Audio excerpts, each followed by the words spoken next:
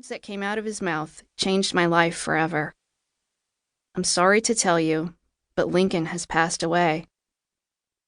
And with that one sentence, I went from planning to adopt a child to planning my husband's funeral. The next few months were a blur. We later learned he died of a heart attack. He was only 26 and he didn't have any history of heart problems. But ultimately, it didn't matter how he died. All that mattered and all I knew was that he was gone. Fortunately, we didn't have any children living with us at that particular time. I could only imagine how traumatic it could have been for a foster child to have been there. We'd actually had plans for a little boy to move in later that week. When his guardian heard the news, he found him a different foster home. For a while, I wasn't sure I wanted to be a single foster parent. I worked a full-time job, and with foster children, there are always lots of appointments, visits with birth families, and meetings with guardians and lawyers. It would be a tough job from a practical standpoint, but also an emotional one. I took about a year off from foster parenting. With the help from my faith in God, the love of my friends and family, and the knowledge I had about grief from my work as a therapist, I put one foot in front of the other. It took about a year for the fog from grief to start to lift, but once I felt like I was in a place I could be an effective parent, I notified the foster care administrators that I was ready to be a foster parent again. I began my new adventure as a single parent by doing mostly weekend respite work. That meant I cared for foster children whose full-time foster parents either needed a break for a few days or they needed to attend to family affairs without their foster child present. The transition back into foster parenting went smoothly and gave me something to look forward to on the weekends. As a young widow, I found that staying active was sometimes a challenge, but caring for children gave me a sense of meaning and purpose. It took a couple of years to establish a new sense of normal in my life without Lincoln. Many of the things I enjoyed doing with Lincoln weren't as much fun without him. And although some people encouraged me to start dating, I wasn't interested.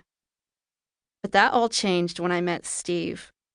He was different from anyone I'd ever known, and it didn't take long to fall in love. Fortunately, he wasn't scared away by the fact that I was a widow or that my goal was to continue being a foster parent. After dating for about a year, we eloped to Las Vegas and began a new chapter in our lives. Steve had to go through the foster care licensing process too, background check, classes, and a home study.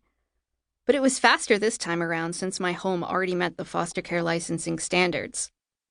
Within a few months, Steve was a fully licensed foster parent.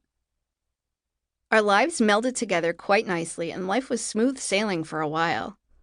But then, Steve's father, Rob, was diagnosed with cancer. At first, he was given a good prognosis. But despite multiple treatments, his health deteriorated. A few months later, doctors said his condition was terminal. The news hit me like a ton of bricks. I'd already lost my mother and Lincoln. Rob and I had grown close, and I couldn't imagine losing him too. I started thinking about how unfair it was that I had to lose another person so close to me in such a short amount of time. But before I let myself host a lengthy pity party, I reminded myself that mentally strong people don't feel sorry for themselves. Through my work as a therapist and my personal experiences with grief, I knew bad habits like self-pity could rob me of mental strength, if I let them. And with that, I sat down and I wrote a list of all the things mentally strong people don't do. I published my list of the 13 things mentally strong people don't do to my blog, hoping someone else might find it useful. Within days, my list went viral, and it was read by tens of millions of people. But very few people knew that I'd written that article as a letter to myself during one of my lowest points. Just 2 weeks after that article went viral, Rob passed away. And throughout my grief, I reminded myself not to do the things mentally strong people don't do.